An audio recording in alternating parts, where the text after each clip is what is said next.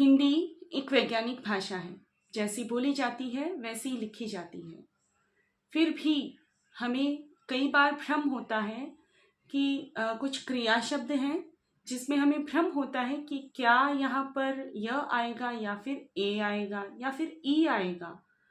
नहीं समझे, यहाँ पर हम बात कर रहे हैं ऐसे शब्दों के बारे में जहाँ पर कई बार जब वाक्य अंत होता है, वाक्य का अंत होता है और वहाँ पर क्रिया जो प्रयोग में आती है, जैसे गई, गई, हुआ, हुआ, तो हमारे मन में ये प्रश्न उठता है कि यहाँ पर हुआ की जगह पर हम हुआ भी तो लिख सकते हैं। हम यहाँ पर गया की जगह पर, गया तो गया ही रहेगा, यहाँ पर हम गई की जगह पर गई भी तो लिख सकते हैं। यहाँ पर हम चाहिए की जगह पर चाहिए भी लिख सकते हैं। तो ऐसे कई प्रश्न हमारे दिमाग में उठते हैं और फिर इसमें हम चूक कर जाते हैं। तो यहाँ पर इस वीडियो में इसी बारे में हम जानेंगे।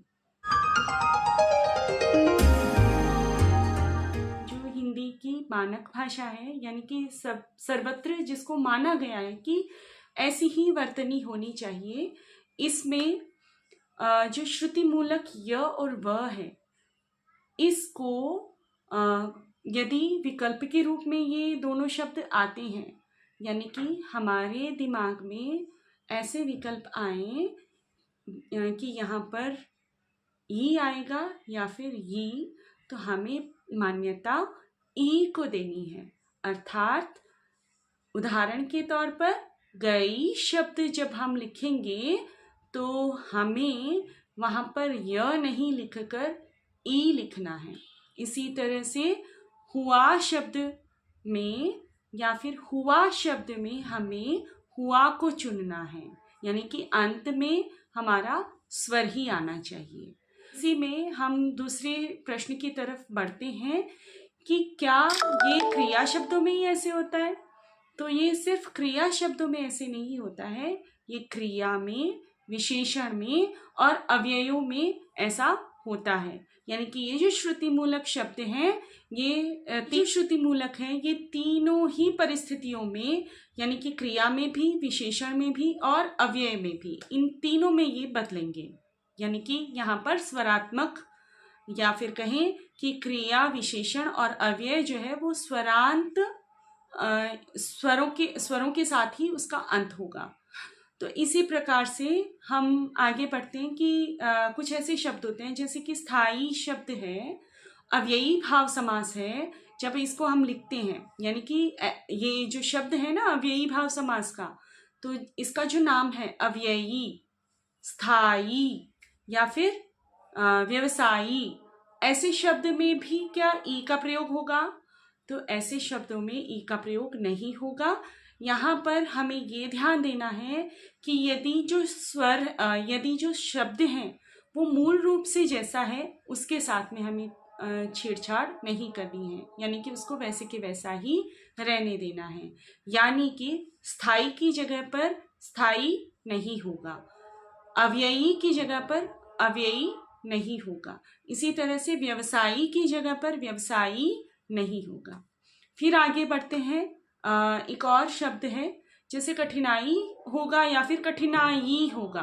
तो यहाँ पर हमको ये भी ध्यान देना है कि यदि किन्हीं शब्दों के अंत में अगर आई प्रत्यय जुड़ जाता है तो वहाँ पर उसके साथ में भी कोई छेड़छाड़ नहीं होती है, यानी कि वहाँ पर भी य नहीं आता है। कठिनाई शब्द को हम कठिनाई नहीं लिखेंगे, कठिनाई ही लिखेंगे।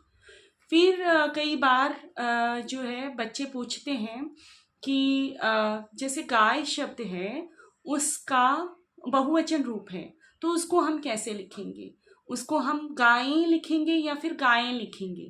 तो यहाँ पर भी हमको ये ध्यान देना है, हमें परिवर्तन वही करना है जहाँ पर परिवर्तन हो और शब्द में कोई बदलाव ना हो, यानी कि उसके अर्थ में कोई बदलाव ना हो। यदि हम गायें शब्द लिखते हैं तो वहाँ पर ये गाय का बहुवचन रूप नहीं रह जाता है, वहाँ पर क्रिया शब्द में ये परिवर्तित हो जाता है।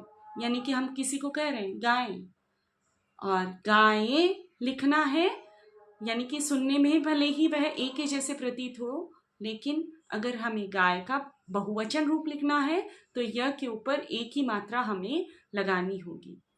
तो इस तरह से ये जो श्रुति मूलक शब्द है इसमें कई भ्रम होते हैं, तो उसको हमें ध्यान रखना है। यदि विकल्प का रूप हो, यानी कि ऑप्शन में हमें ऐसे लगे कि यहाँ पर ये लिखें या ये लिखें, तो वहाँ स्वरों को ही चुनना है। तो आशा है आपको ये वीडियो समझ में आया होगा। यदि समझ में आए और आपका भ्रम दूर हुआ है तो कृपया वीडियो को लाइक कीजिए, चैनल को सब्सक्राइब कीजिए और कमेंट बॉक्स में आप लिख के बताइए कि आपको ये वीडियो कैसा लगा और किस हिंदी से संबंधित किस विषय पर आप और वीडियो चाहते हैं। मैं अवश्य ही उस पर प्रयास करूँगी। मिलते हैं अगले वीडियो में, तब तक के लिए धन्यवाद।